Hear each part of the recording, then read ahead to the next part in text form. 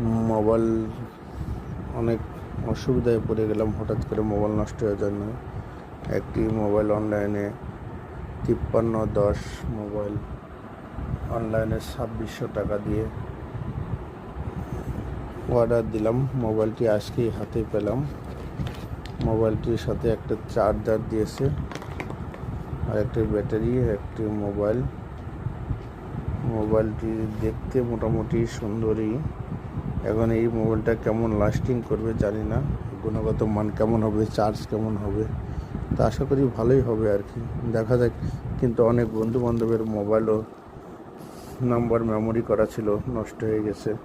এখন নতুন করে একটু মোবাইল করলে সেগুলো হয়তো সংরক্ষণ আবার করতে পারি। দেখা যাক কী হয় সর্বশেষ অবস্থা।